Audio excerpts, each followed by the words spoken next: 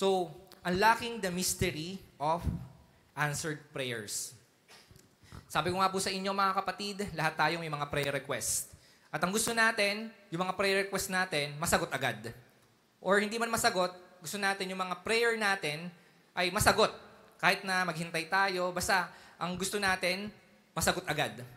At minsan, nagbibigay tayo ng kay Lord, ng parang, Lord, kapag sinagot mo yung prayer ko nito, gagawin ko to. Ganun ba kayong manalangin? Lord, kapag sinagot mo yung prayer na to, mas hahabaan ko yung panalangin ko. Mga 15 minutes. Dati 5 minutes lang kapag nagpe-pray ako. Pero pag sinagot mo, Lord, di ba? Nagbibigay ka ng kondisyon sa Panginoon. Actually, mga kapatid, simple lang. Okay, ang sinabi ng ating Panginoong Kristo para sa answered prayer. Okay, ang sabi po sa binasa natin, okay, ask and it will be given to you. But, ito, mga kapatid, no, nagkakaroon ng, sabihin na nating misinterpretation or minsan, napuputol po dito eh.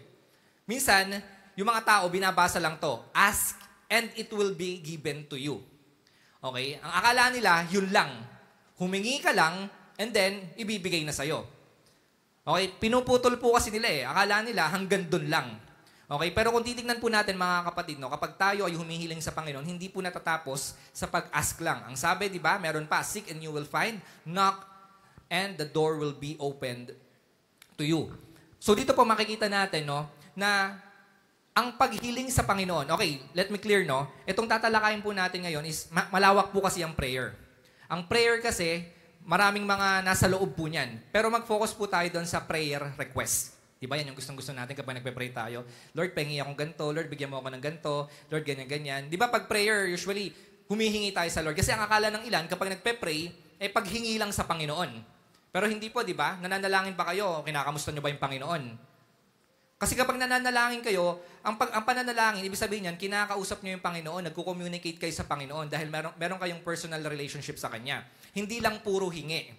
Okay? Dapat kapag nagpe-pray kayo, as in talaga parang kinakausap niyo siya bilang ama. Okay? Kung yung ating Panginoong Kristo, kinakausap niyo siya parang kaibigan. No? Magsusumbong kayo sa Panginoon, magsasabi kayo sa Kanya ng mga nararamdaman niyo. Diba? Ibibigay niyo lahat ng mga bigat sa Kanya. So, hindi lang po pag-ask. Pero dahil nga po ito yung konteksto na binabasa natin ngayon, ang sabi, ask.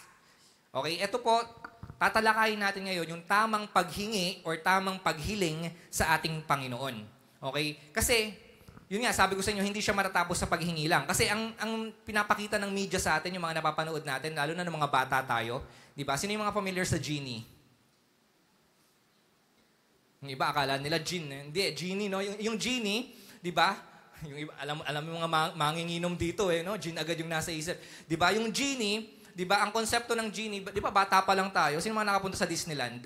Nox, no? Nakapag-Disneyland. Sino ba yung genie doon? Na parang may character na genie doon, di ba?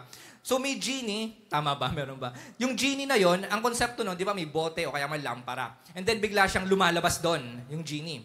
At kapag lumabas yung genie doon, sasabihin niya, merong kahilingan. Okay, anong mga kahilingan mo?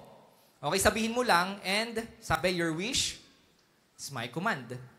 Okay? Kung anong kahilingan mo ngayon, sasagutin ko. Directly, ganun agad. So, yun po yung tumatak sa isip natin, bata pa lang tayo. So, ang akala natin, yung Diyos din natin ganun.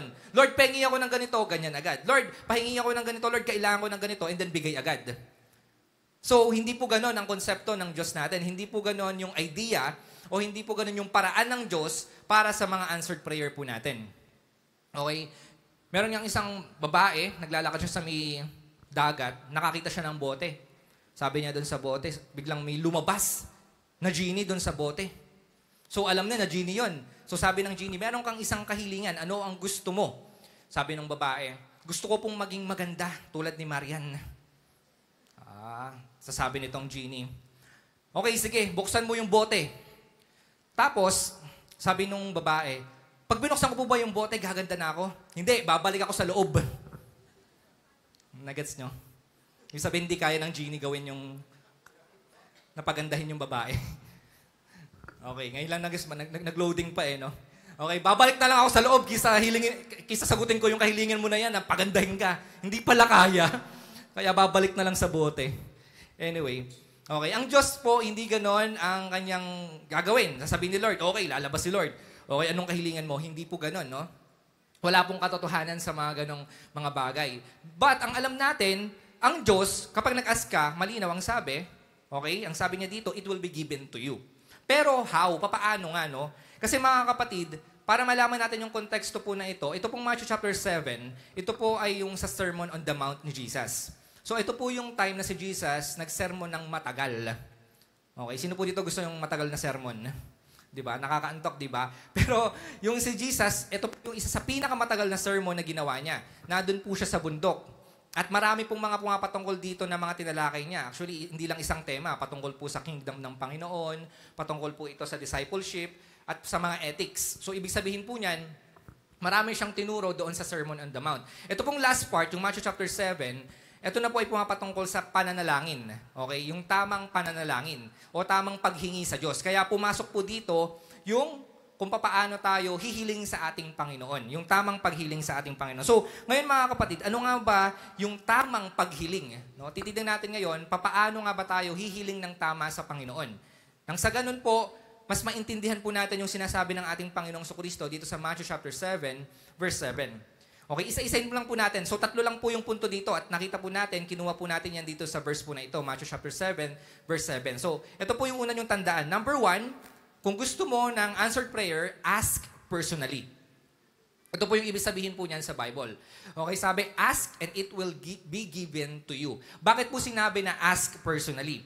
Kasi mga kapatid, ang sabi ko nga sa inyo, kapag hihingi kayo sa Diyos, hihingi kayo sa Kanya na parang ama nyo siya. Hindi lang parang ama. Okay? I-take nyo or ilagay nyo sa puso nyo kapag hihiling kayo sa Panginoon, okay, para kayong nag-a-ask or humihingi sa inyong ama. Amen po ba? Hindi kayo humihingi sa gobyerno, hindi kayo humihingi sa mga nanay at tatay nyo, hindi kayo humihingi sa mga kaibigan nyo, hindi kayo humihingi sa kung sino man pag meron kayong mga kahilingan or gusto. Okay, kapag kayo ay hihiling sa Panginoon, ang number 1 na ilalagay nyo po sa inyong mga isipan, mag-a-ask kayo personally sa Panginoon bilang ama. Okay? Paglalapit kayo sa Panginoon, kapag hihiling kayo sa Panginoon, dapat ang nasa puso nyo, alalapit ako sa aking ama. Hihingi ako sa aking ama. Kasi po kung titignan pa po natin yung verse, puntahin po natin sa verse 8 to 11. Ito, basahin po natin sa Tagalog, no? Kung titignan pa po natin yung part po na yun, nasabi dito, sapagkat ang bawat humihingi ay tatanggap. Okay? Ang bawat humahanap ay makakatagpo. At ang bawat kumakatok ay pagbubuksan. Okay? Verse 9, ang sabi dito, bibigyan ba ninyo ng bato ang inyong anak kapag siya humingi ng tinapay? Verse 10, bibigyan ba ninyo siya ng ahas kapag siya humihingi ng isda? At yung last part, verse 11, kung kayo'y masasama at marunong magbigay ng mabubuting bagay sa inyong mga anak, gaano pa kaya ang inyong ama na nasa langit? Ano pong napansin nyo po dito sa verse po na ito? Nakita nyo? Nabanggit yung anak at ama. Okay? Ito po yung context po ng verse na yan. Bago po yung verse 7, pagkatapos po ng verse 7, verse 8, binanggit po dyan, napansin nyo, inulit-ulit dyan yung salitang ama at anak. Yan po yung kahalagahan kapag nagbabasa po tayo ng Bible. Tignan nyo yung context. Okay? Kapag humihingi ka pala, dapat ikaw yung anak at hihingi ka sa yung ama. Okay? Ganun po dapat. Minsan kasi kapag humihingi tayo sa Diyos, parang humihingi lang tayo, parang ang tingin natin sa Lord, genie. Okay? O kaya man yung parang magician na pag Lord, pengi ako na ganito, bigay agad.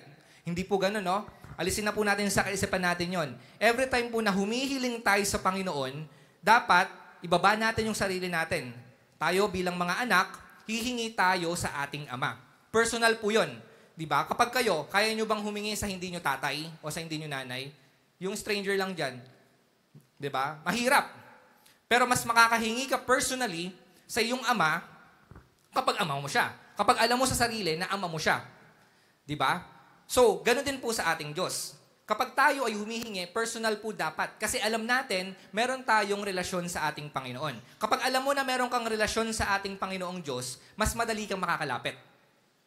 Kaya nga po mga kapatid, napakahalaga na yung buhay natin, hindi po ito nakabase sa religion. Kasi kapag sa religion, para ang hirap lapitan ng Diyos. Ang ginagawa natin, kailangan gawin ko to sa Diyos, kailangan ganito, ganyan. So parang ang tingin natin, ang hirap lapitan ng Diyos. Pero kapag ilalagay mo sa sarili mo, personal relationship, ama ko siya, mas makakalapit ako sa kanya, mas makakahingi ako sa kanya. Nakuha niyo po? Ang religion, mga kapatid, ang hirap eh. Kailangan gawin ko to, kailangan ganyan-ganyan. Bago ko makalapit sa Panginoon. Bago ako makahingi sa Panginoon. Pero hindi, mga kapatid eh.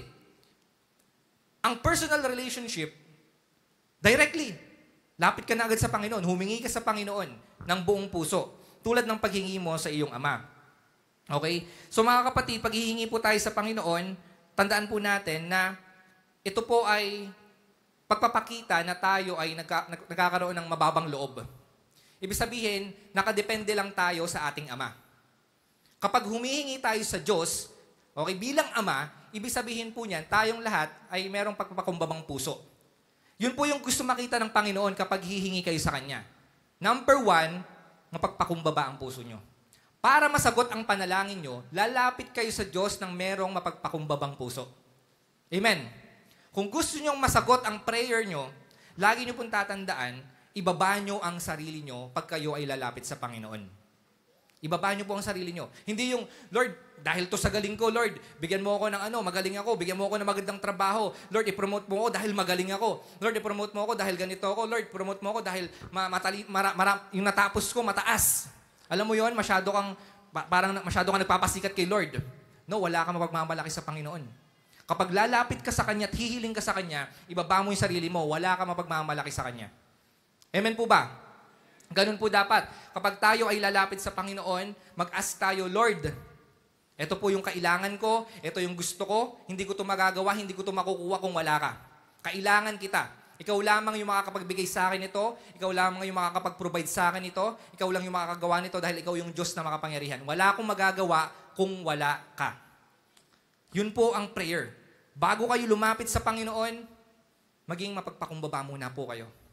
At yun yung gustong makita ng Diyos sa inyo kapag lalapit kayo sa Kanya. Diba? Yun naman talaga eh, diba? Bilang mga ama, ang gusto nyo kapag merong magandang nagawa ang anak nyo, diba? Doon nyo po siya bibigyan ng reward.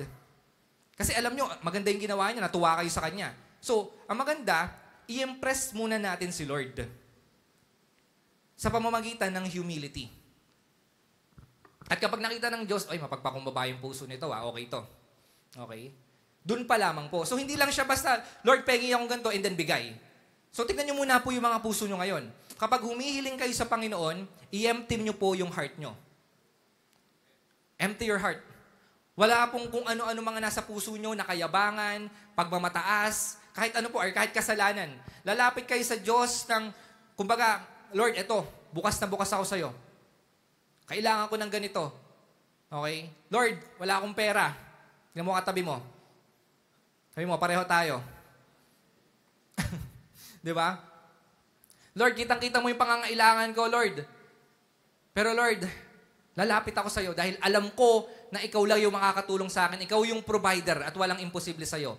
Sa'yo ako lalapit. Amen? Yun po yung dapat makita sa ating mga puso kapag tayo ay lalapit sa Panginoon. So ask Him personally. Huwag po kayong mahiya. Tatay niyo po yan, mga kapatid. Ang Diyos na yung nagsabi, ako ang iyong ama at kayo yung aking anak. So bakit ka mahihiya? Siya na nga nagsabi, meron kang personal na relasyon sa Panginoon. Kaya dapat, mga kapatid, lumapit kayo ng buong buo sa ating Panginoon. At, yun nga, ask personally. Sabihin niyo po sa Kanya, hindi yung, Lord, alam mo yung nasa puso ko. Lord, alam mo yung nasa heart ko. Ibigay mo to. Ganun ba kayo manalangin? Lord, tulad ng kahapon, yung panalangin ko, alam mo na yun. Sino yung ganun manalangin? Di ba? Lord, basta, alam mo na yon. O kaya man yung meron naman tayong nasa puso natin, pero hindi tayo makalapit sa Panginoon. Meron naman tayong mga gusto, pero minsan, nahihiya tayong lumapit sa Panginoon. Or talagang parang minsan, dahil nga mayabang tayo, or punong-puno tayo ng pagmamataas sa sarili, kaya ko na to.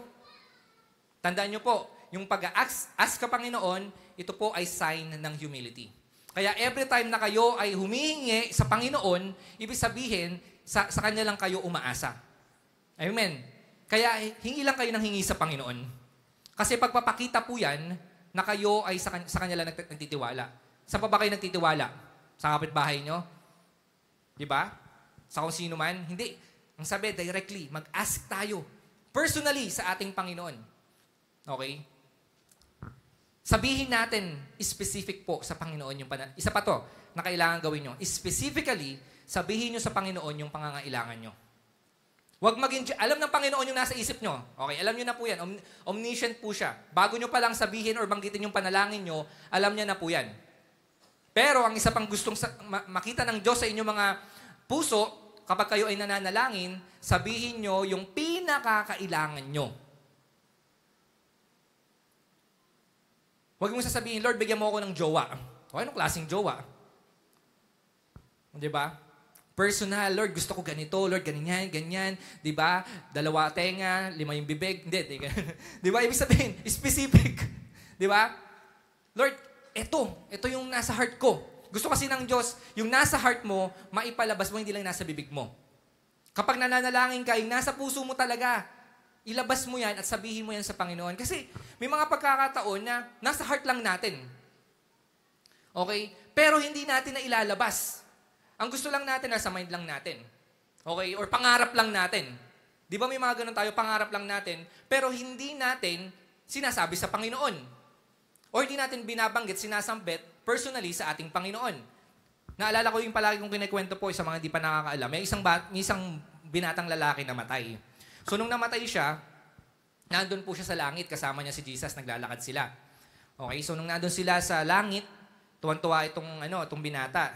Kasi nga nakikita niya ang ganda, ang daming mga mansyon, ang dami niya mga nakikitang mga magagandang bagay doon sa langit. So, habang naglalakad sila ni Jesus, may nakakuha ng atensyon doon sa binatang lalaki na namatay. So, nakita niya mayroong isang napakalaking warehouse.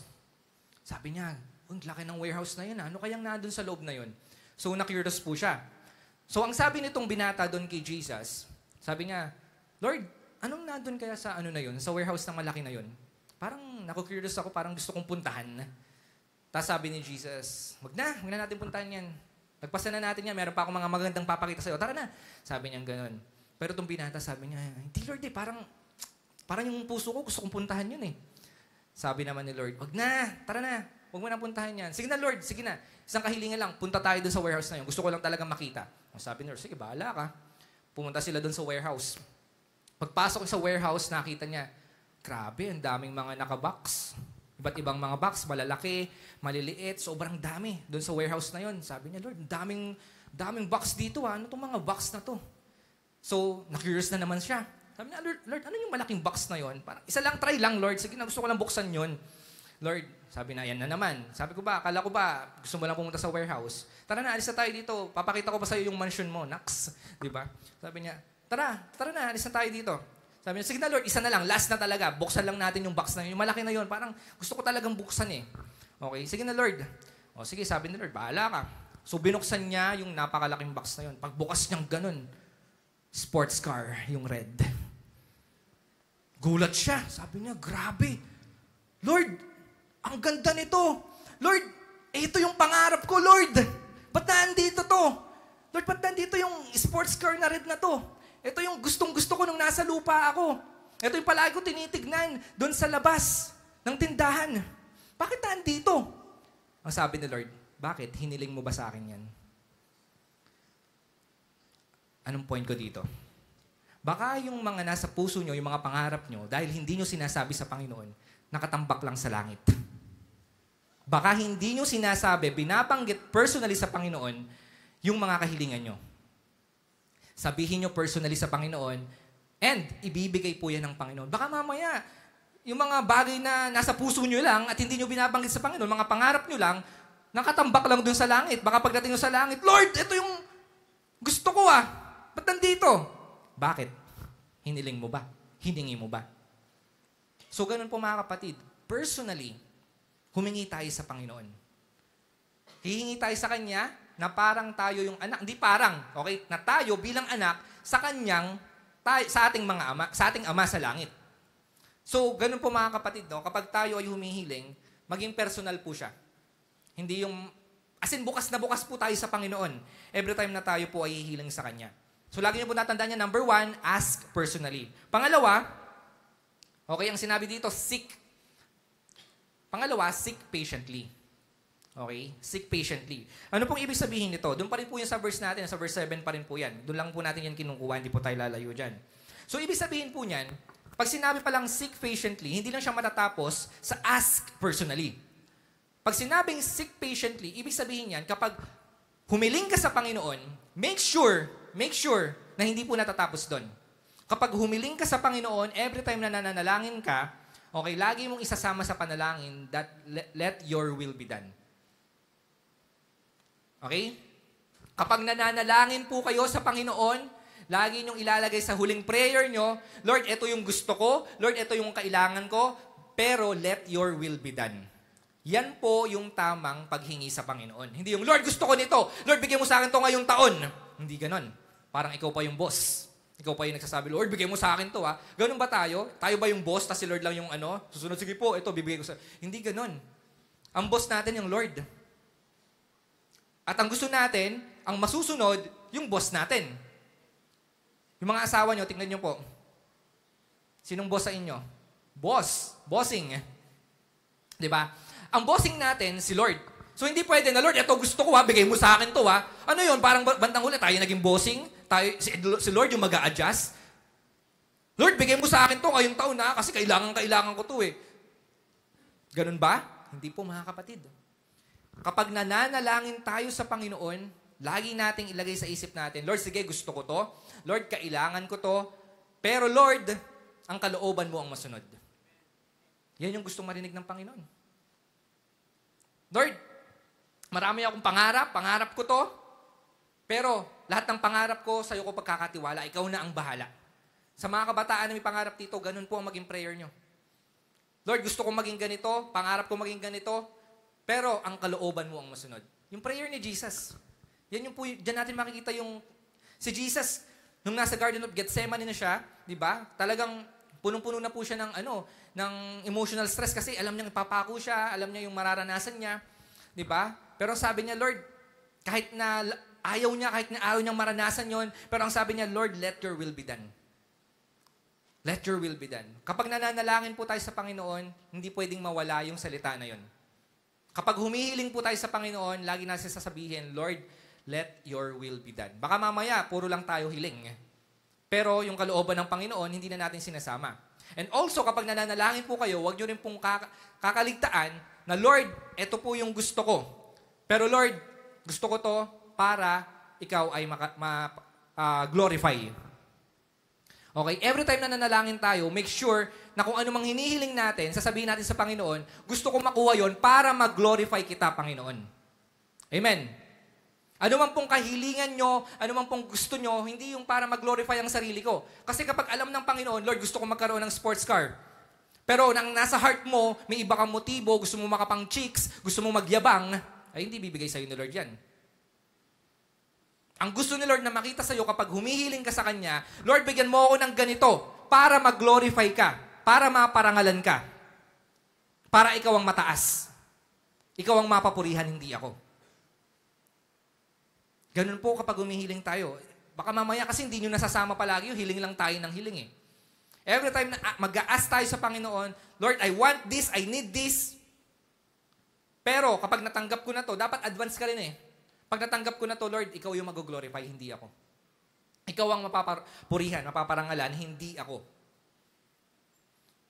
And as we pray, okay, as we ask, kapag nag-ask ka sa Panginoon, lagi mo tatandaan din, Lord, kung kalooban mo to, ibigay mo sa akin. Kung hindi, huwag mo ibigay sa akin. At kung kailangan ko maghintay, tulungan mo ko na maging patient. Ganun po pag nananalangin tayo. Sabi ko nga po sa inyo, hindi nyo bibigyan ng schedule si Lord. Hindi nyo bibigyan ng deadline si Lord kapag nananalangin kayo. Huwag nyo bigyan ng deadline yung Panginoon dahil meron siyang sariling deadline. At ikaw ang mag-a-adjust doon. Hindi si Lord yung mag-a-adjust sa prayer mo. Mag-a-ask ka sa Panginoon, pero pag sinabi ng Panginoon, maghintay ka. Maghintay ka. Eh Lord, sige na po, kailangan ko na maghintay ka. Dahil alam ng Panginoon yung mas makakabuti sa'yo. Di ba? Kasi maaring nag-a-ask ka ngayon. Halimbawa, ito yung illustration ko sa inyo. Lord, bigyan mo ako ng, halimbawa sa mga bigyan mo ako ng jowa. Okay, specific naman. Lord, bigyan mo ako ngayon, kailangan ko ng makakasama sa buhay. Diba? Nananalangin ka ng gano'n. Lord, bigyan mo ako ng ng makakapagpasaya sa akin kasi malungkot ako. Di ba? Lord, tulungan mo ako na makahanap ng perfect para sa akin. Nananalangin ka naman. Walang masama doon. Asking po yun. Okay? Pero ang tanong, yung nananalangin na yun, 12 years old pa lang. Sige nga. Tingin mo, bibigay agad sa'yo ni Lord yung hinihiling mo na yon? Na hindi ka pa nga naguhugas ng plato, di ba? Hindi ka pa nga marunong maggawa ng mga gawaing bahay. Umaasa ka pa sa magulang mo. Tingin mo, ibibigay sa'yo ni Lord yung kahilingan mo na yon na perfect para sa akin, Lord. 12 years old. Sige nga. Tama naman, nag-aas sa Panginoon. Di ba? Tama po. Pero ang tanong, nagsisik ba siya patiently? Yan, pag sinabi ni Lord na, hindi pwede. Bata ka pa, mag-aaral ka pa, magtapos ka muna. 12 years old ka pa lang. Okay? Lord, gusto ko na eh. Lord, sige na. Kailangan ko na makakasama sa buhay. 12 years old ka pa lang. Ngayon, kapag sinunod mo yung sarili mo, diyan na po papasok yung tinatawag na permissive will. Pag sinabing permissive will, may kalooban yung Panginoon, pero hindi mo pinili na sundin yung kalooban ng Panginoon. Pinili mo yung kalooban mo. At ang permissive will, delikado po yan. Diyan po nadali sina Eva at Adan. Ang sabi ng Diyos, huwag niyong kainin yung prutas na yan. Pero, yun yung kalooban ng Panginoon. Pero itong dalawa na to, kinain pa rin nila. Nasunod yung kalooban nila. So, ibig sabihin nun, may consequence po yun. So, lahat po ng permissive will po natin, tandaan nyo po yan, yung hindi nakaayon sa kalooban ng Panginoon, meron po yang consequence. Tandaan nyo po ito mga kapatid. Kapag walang go signal yung Panginoon sa inyo, huwag kayong mag-go. Simple lang. Yung rule sa traffic. Kapag nakita nyo na red light yan, ano ba kayo? Tatawid ba kayo? Kung Pinoy, oo. Hindi naman lahat. Sa Japan, di ba? Kahit na nakapula yan, walang dumadaan, titigil ka talaga pag tatawid ka. Sino po yung mga nakatawid sa Japan, di ba? Kahit walang dumadaan, pero kahit na gustong-gusto mo nang tumawid, hindi, nasa Japan ako. Kailangan sundin ko yung rule. Di ba ganun yun eh? Kahit nasa ibang bansa kayo, kasi yun yung rule eh. Mahuhuli ka or ano man, natatakot ka eh. Kahit nakapula yan, kahit kating-kati ka ng tumawid, pero pag nandiyan ka lang sa sa rekto, ay kahit may bus na dumadaan dyan, gaganyan ka lang. Kala mo may kapangyarihan yung kamay mo, no? Pag tumatawid tayo. Anong kapangyarihan meron sa kamay natin? Napapatigil natin yung mga bus, no? Tumitigil naman, bubusinahan ka nga lang. Ganun eh. Kumbaga, ang point po dito, yun nga, halimbawa, kapag nakita mong red, and then tumawid ka, sasakyan ka man o tao, ay mapapahama ka. Kasi naka-red pa eh. Permissive will po yun. Dadaretso ka. Alam mo naman yung rule, pag green lang. Diba? So kapag wala pang green, wala pang sinasabi si Lord na go, huwag ka mag-go. Kahit na gustong-gusto mo na. Isipin mo nasa ibang bansa ka, sundin mo yun. Pag nasa ibang bansa, sumusunod tayo sa rule. Ba't pag nasa Pilipinas hindi? Ganun ba yun? Nakabase sa lugar?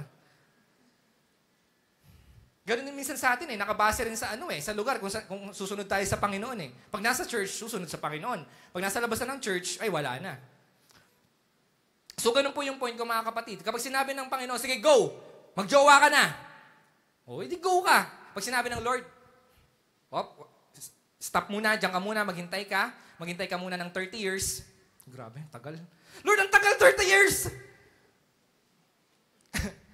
Tiwala ka sa Panginoon. Dahil best ang bibigay sa'yo ng Panginoon. Mas matagal, pag nakita mo na pinaghintay ka ng Panginoon, lagi niyo po tatandaan, best yung nakaabang para sa'yo. Amen? Palakpakan natin yung Panginoon. Hindi ka paghihintayin ng Panginoon sa wala. Hindi ka paghihintayin ng Panginoon sa parang hindi worth it. Tandaan niyo po yan. Kaya kapag pinaghintay kayo ng Panginoon, i-expect nyo na best po yung nakaabang para sa inyo. Lagi niyo po tatandaan yan. Okay, kapag sinabi ng Panginoon na no, okay, no, Lord, sige, let your will be done. Kahit masakit para sa akin, kahit parang hindi ko matanggap, pero Lord, sige, kahit sinabi mong no, sige Lord, hindi ko gagawin. Kasi gusto ko ang kalooban mo yung masunod. Kasi alam ko, mas maganda at nakikita mo yung maganda para sa akin. Kapag sinabi ng Lord na no, tanggapin lang po natin ng maluwag. Kahit masakit. Kahit minsan labag sa kalooban natin. Mas higher po yung thoughts ng Panginoon kaysa sa atin. Ang nakikita lang natin limited. Ang nakikita ng Diyos, kapag sinagot ko yan, baka mapahama ka. Sige. Sumunod lang tayo sa Panginoon, no? Alam nyo, sabi ko nga po sa inyo, ang pagsisik patiently, tuloy-tuloy po yan. As in, mag-a-ask ka sa Panginoon, Lord, kalooban mo ba to? Kasi pag nag-ask ka sa Panginoon, hindi naman agad sasabihin ng Panginoon, kalooban ko yan. Hindi ko kalooban yan. Di ba? Minsan yun yung pinakamahirap na part sa pagiging Kristiyano, yung hahanapin mo yung kalooban ni Lord. So, paano nga ba natin hahanapin yung kalooban ni Lord? Seek patiently, hintayin mo at unti-unti sa process na yan, makikita mo na ito yung sagot ni Lord. Ito yung kalooban ni Lord. Okay, pumasok ka sa process. Magpaproseso ka sa Panginoon. I remember, ako po, actually, sabi ko nga po sa inyo, wala na akong, kumbaga, masasabi ko na, tinanggap ko na sa sarili ko na forever single na ako. Sabi ko po sa sarili ko nun talaga, Lord, I love my ministry. And I love you, Lord. Kumbaga parang, Lord, eto na lang, gusto ko na to. Masaya na ako dito, gustong-gusto ko na to. Okay, yung nare-reach yung mga milyong-milyong tao, okay na po sa akin yun, Lord. Masaya na po ako doon. At gusto ko yung napaparangalan kita sa lahat ng pagkakataon. Okay, sabi ko po na sa sarili ko, tinanggap ko na. Pero nagbigay ako ng limit kay Lord. Lord, pag 35 na ako, wala pa akong jowa, ibig sabihin nun, wala na talaga. 25 pa lang ako. Hindi, joke lang po. Yun, so, dumating sa pagkakataon na parang, syempre, ang Lord minsan, nagbibigay yan, ibinibigay niya sa'yo yung mga bagay o yung mga tao sa unexpected na pagkakataon. At minsan, kahit hindi mo siya hinihiling, may mga pagkakataon, ibibigay sa'yo ng Panginoon, ipapakita sa'yo ng Panginoon. And doon, after nun, doon sa process na yon, doon mo makikita o doon mo hahanapin yung kalooban niya. Kasi po ganito po yung nangyari sa amin. Bago ko po mag-asawa, bago ko dumating sa point na to. Actually, ako po talaga, nung time na yon, nung nakilala ko po si Angel po nung time na yon, nung nagpunta ako sa Japan, nung first time ko po nagpunta doon, actually, hindi ko naman siya pinapansin. Kasi nga, wala, yabang, hindi ko pinapansin eh. Hindi pa, alam niyo po, alam niya yon. Talagang pagdating ko, pagpunta ko doon sa... Kasi ang pinaka-reason ko lang po talaga para pumunta sa Japan noon is imimit ko po yung mga followers ko sa Japan, sa Tokyo. So yun lang po talaga yung nasa mind ko. Pero hindi ko alam, mamimit ko rin pala doon yung aking true love. Hindi, yun. So nung time po na yun, wala talaga. So parang ang sa sarili ko noon, sige Lord, ministry kasi nasa mind ko eh. Ministry talaga. Okay, so yun po. Pero nung dumating sa point na yun, parang siguro yung mga... i-pass forward na natin. Nung pauwi na ako, doon parang merong naramdaman ng konti. Konti lang. Siyempre, ma-pride tayo mga lalaki. Dapat yung mga babae yung hahabol sa atin. Hindi, joke lang. Parang may naramdaman akong spark na gano'n. Ano yun, Lord? Sabi ko, di ba, hindi na ako magjojowa. Parang gano'n, nasa heart ko eh. So sabi ko, wala lang to. Okay, so umuwi po ako nun. Pag uwi ko, parang mas lalo yung naramdaman ko, parang, Lord, ano to? Ba't parang hinahanap-hanap mo? Parang ganon.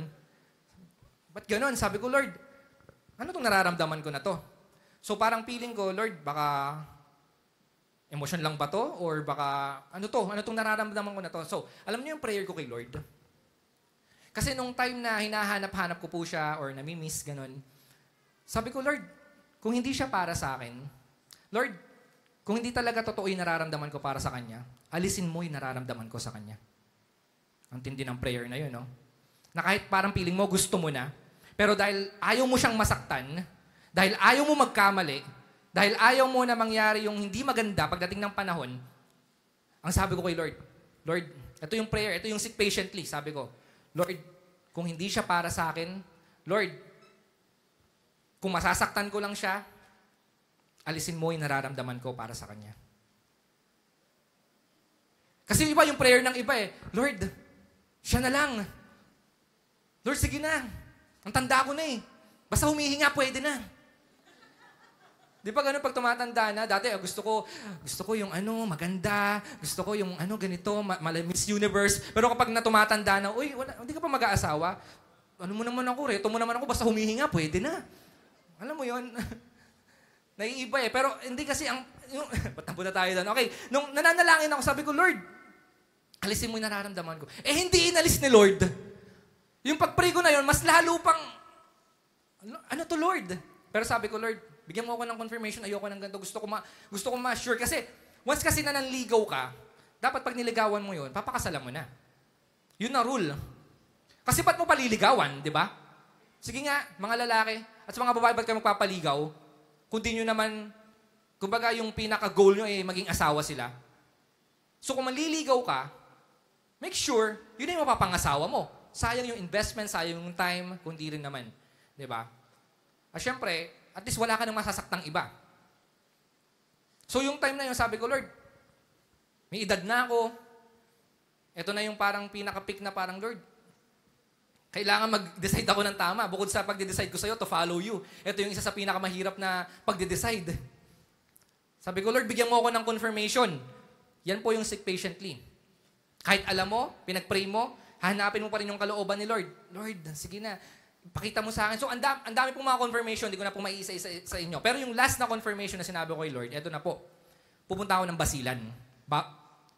Makikipagbakbakan po ako sa Basilan. Mission. Alam niyo naman po, di ba, delikado doon. Ang deal ko kay Lord, Lord, kapag nakabalik ako ng buhay, dito, at buo, sa Bataan, liligawan ko na siya. Nakabalik ng buo at buhay, ayun na. Okay? The rest is history. Anong point ko po dito, mga kapatid? Ang gusto ko lang i-point po dito, hindi ko na po ikwento sa inyo yung buong love story, but ang point ko po dito, ipinanalangin ko po yon, sinik ko po siya patiently, hinanap ko yung kalooban ni Lord, at sinabi ko sa Panginoon, Lord, let your will be done. Kahit gusto ko na, pero kung ayaw mo, alisin mo. Ganun po mga kapatid. Kapag tayo po ay nananalangin sa Panginoon, lagi po nating tatandaan na ang kalooban ng Diyos ang masusunod sa huli. Bagamat may gusto tayo, may inaas tayo sa Panginoon, pero at the end of the day, ang kalooban ng Diyos ang masusunod. Dahil pinaka-best pa, yung ibibigay sa iyo ng Panginoon kapag sumunod ka sa kalooban ng Diyos. Amen? Palakpakan po natin yung Panginoon. Maghintay lang po tayo. Merong perfect timing po. Yun yung pinaka-dapat makuha natin, yung perfect timing. Huwag tayo magmadali. Huwag po nating madaliin yung proseso. Dumaan tayo sa proseso. Magtiwala po tayo sa proseso. At sa proseso na yan, dyan mo makikita yung kalooban ng Panginoon. Kasi, mas makikita po natin yung kalooban ng Panginoon sa process. Tandaan nyo po yan. Pag di ka dumaan sa process, hindi mo masusure o makikita yung kalooban ng Panginoon. Kaya dapat dumaan ka sa proseso. Huwag kang mag-shortcut. Kapag dumaan ka sa proseso, unti-unti, dyan mo makikita yung kalooban ng Panginoon, yung gusto ng Panginoon sa buhay mo. Sabi ko nga po sa inyo, kapag nag-ask ka sa Panginoon, hindi agad-agad sasabihin ng Panginoon, kalooban ko yan. Hahanapin mo pa isisik mo pa At doon sa time na yun, na pagsisik mo, doon mo makikita yung gusto ng Panginoon para sa'yo, yung kalooban ng Panginoon para sa'yo, yung ayaw ng Panginoon para sa'yo. So kapag nilagpasan mo yung process na yan, delikado. Kasi ang mangyayari niyan, yung kalooban mo yung masusunod. Kaya mga kapatid, remember po, seek patiently. Pag nag-ask ka sa Panginoon, kapag humiling ka sa Panginoon, kapag humingi ka sa Panginoon, ang susunod po na gagawin nyo, seek patiently. Amen? And lastly po, mga kapatid, ang sabi po dito, sa last part, knock. Persistently. Okay? So, hindi pa pala matatapos doon na akala nyo kasi hiling lang, no? Dati ganun ka, Lord, penge, and then bigay. Walang ganon. Hindi po ganun ang buhay Kristiyano. Parang akala kasi natin, di ba, kapag Kristiyano na tayo, okay na lahat. Kapag Kristiyano na tayo, kapag humilig tayo sa Panginoon, ibibigay lahat. Hindi po ganun, mga kapatid, no? Alisin po natin yung ganung mga pre-understanding natin, yung mga kaisipan natin na maaring tumatak sa isipan natin before, na kapag tayo ay nakikristo na, okay na lahat. Perfecto na yung lahat, hindi pa po. Kung mag-a-ask ka sa Panginoon, ang sabi, pangalawa, seek, hahanapin mo. At ang pangatlo, knock. Kakatok ka sa Panginoon. Persistently, ibig sabihin, tuloy-tuloy. Kakatok ka. Ang pagkatok, mga kapatid, sign po yan ng respect. Diba? Kayo, sino ito mga pumapasok bigla-bigla na lang sa bahay? Wala kang respeto kapag ganun. Yung tipong papasok ka na lang, Hindi ka man lang kakatok, lalo na kung hindi mo kakilala yung tao na yon. Kapag kumakatok ka sa pintuan, yan po ay sign ng respect. And every time na tayo ay nagnaknock sa Panginoon persistently hanggat hindi nabubuksan, pagpapakita po yan na tayo ay nagbibigay ng respeto sa Panginoon. Every time na tayo ay humihiling sa Kanya. Na sinasabi natin, Lord, magdanak ako persistently, tuloy-tuloy ang panalangin ko hanggat di mo ito binubuksan. So yung pagkatok, mga kapatid, hindi lang siya basta, actually yung tinalakay po natin na yan, yung 30 punto na ito, mga verb po yan, mga action word yan. Pero kung titignan po natin dito, yung ask, di ba, yung paghihintay sa kalooban ng Panginoon, sometimes hindi yan gumagawa ng, parang pwedeng nakaupo ka lang dyan, di ba, mananalangin ka lang sa Panginoon. Pero yung third part is knock, pagkatok, may gagawin ka, may effort ka na gagawin. So, ang pinapakita po dito, mga kapatid, ang Diyos, siya po yung magbibigay, siya yung provider. Ibig sabihin, may part yung Diyos. At the same time, meron ka ring part para ibigay sa iyo ng Diyos kung ano yung pangangailangan mo o yung mga gusto mo, yung kahilingan mo.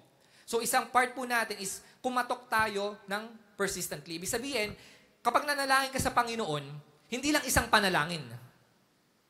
Mag-ask ka na mag-ask. Pag alam mo na kalooban ng Panginoon yan, ituloy-tuloy mo lang yung panalangin mo. Knock persistently. Katok ka lang ng katok, Lord. Sige lang, everyday. Kaya nga sinasabi po sa Bible na pray without ceasing. Yan po ibig sabihin ng knock persistently. Manalangin ka, tuloy-tuloy sa pananalangin. Huwag ka magsawa. Minsan kasi kapag matagal na, nagsasawa na sa pananalangin. Hindi na nagpe-pray. Lord, tiling ko, di mo naman kalooban eh. Sige na nga, di ko na itutuloy yung pananalangin ko. Okay? So, hindi po ganun mga kapatid. Tuloy-tuloy po tayo sa panalangin. At, ang sabi, ang pangako, bubuksan po ng Panginoon. Naririnig ng Diyos yung katok. Kapag kumakatok ka sa pintuan ng Diyos, naririnig niya po yan. Hindi niya binabaliwala yan. Kung ipaparaphrase natin yan, doorbell persistently. Pag social, doorbell na hindi nakatok no? Magdo-doorbell ka na sa Panginoon. Di ba? Kapag tayo ay kumatok sa Panginoon, ibig sabihin po niya, nakasarado yung pinto.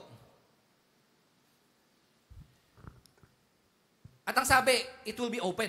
Bubuksan. Ibig sabihin, nakasarado pala yung pinto. So, ibig sabihin, mga kapatid, maraming mga saradong pinto. At kapag tayo ay kakatok sa ating Panginoong Kristo, doon pala magkakaroon ng open doors. Minsan, nag-aas tayo sa Panginoon ng open doors. Diba? Minsan, nag-aas tayo sa Panginoon, Lord, bigyan mo ako ng bagong opportunity. Bukas na pintuan para sa akin. Eh, ang tanong, papaano yun? Papaano magkakaroon ng bukas na pinto sa'yo kung hindi ka kakatok sa Panginoon? Kasi ang sabi dito sa verse na binasa natin, the door will be open kapag kumatok ka. So kapag nag-aas tayo sa Panginoon palagi, mga kapatid, wag lang tayong hihingi basta-basta. Kumatok po tayo sa Panginoon. Ibig sabihin ng pagkatok, meron kang dapat gawin. Meron kang dapat sundin. At ipakita mo yung pananampalataya mo. Ipakita mo sa Diyos na ito yung gagawin ko, Lord, para pagbuksan mo ako ng pinto. Kasi alam nyo, kung sa totoo lang, kung parang genie lang si Lord, matatapos lang po yan doon sa first part ng binasa natin eh. Ask, and it will be given. Yun lang, tapos na. Yun na po yung parang pinaka-verse na makikita natin, babasahin natin, magiging paborito natin. Pero hindi natapos dun eh. Ask and it will be given to you. Seek and you will find. Knock and the door will be open to you. So, ibig sabihin mga kapatid, oo, ang Diyos ang magpo-provide para sa'yo, ang Diyos ang magbibigay para sa'yo, pero meron kang parte. Ano mang pong parte na yun na papagawa sa inyo ng Panginoon, gawin nyo po yun. At magbubukas ang pinto. Amen po ba? Kung gusto nyo ng bukas na pinto, kung gusto nyo pagbuksan kayo ng pinto ng Diyos, kumatok kayo. Tuloy-tuloy. Huwag kayo, kahit mangawit kayo, di ba? Ang sabi, persistently, ibig sabihin, tuloy-tuloy po yan mga kapatid. Hanggat hindi kayo pinagbubuksan. Pero malinaw ang sabi ng Panginoon, tayo po ay pagbubuksan ng Panginoon. Kaya dapat po mga kapatid, yung heart po natin, every time na humihiling tayo sa Panginoon, hindi lang po nakafocus sa gusto natin. Dapat sa gusto rin po ng Diyos. Kasi pag humihingi tayo Lord, gusto ko. Lord, kailangan ko. Yun po yung focus madalas natin kapag tayo humihiling sa Diyos. Pero what if kung ipasok nyo, or dapat ipasok nyo kapag nananalangin kayo, Lord, hindi lang yung gusto ko, kundi yung gusto mo yung masunod. Yun po yung tamang panalangin, mga kapatid. Hindi lang yung gusto natin, kundi dapat ang manguna yung gusto ng Panginoon. Yung gusto po ng Panginoon. At every time po mga kapatid na tayo ay nagpe-pray sa Panginoon, syempre hindi mawawala po dyan yung pananampalataya. Yung pananampalataya. Pag kumakatok ka, ina-expect mong may magbubukas, di ba? Kahit minsan alam mong walang tao or kahit na walang tao dyan, kapag ikaw ay kumakatok, meron kang expectant heart na alam mo may magbubukas. Amen. Tao po, katokan ng katok, kaya pag bumibili ka, di ba?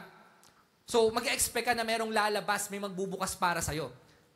Ibig sabihin nun, meron kang faith or trust na merong magbubukas para sa'yo. Okay? Ganon din po dito. Ibig sabihin ng pagkatok, kapag kumakatok ka sa Diyos, naniniwala ka at may pananampalataya ka na pagbubuksan ka ng Panginoon, na naandyan yung Diyos sa kabila ng pinto na yan. Na hindi malayo yung Diyos. Naandyan lang siya sa kabila ng pinto na yan at pagbubuksan ka ng Diyos. So mga kapatid, hindi pwedeng mawala sa pag-ask sa last part po natin ay yung pananampalataya. Ang pagkatok, ibig sabihin po niyan ay tayo po ay merong pananampalataya sa Panginoon. Pag kumakatok ka, lagi mong ilalagay sa sarili mo, magbubukas ng pinto na to. At mamimit ko yung Panginoon, imimit niya yung mga pangangailangan ko. So mga kapatid, simula po ngayon, mabago na po sana yung perspective natin sa pananalangin. Hindi na po katulad ng dati. Baguhin nyo na po yan. Kung ano po yung natutunan nyo ngayon, i-apply nyo na po agad yan. At sigurado, merong mababago. Expect nyo po, meron kayong marireceive na blessing mula sa Panginoon dahil nalaman nyo yung tamang pananalangin at paghingi sa ating Panginoon. Amen po ba? Palakpakan natin yung Panginoon.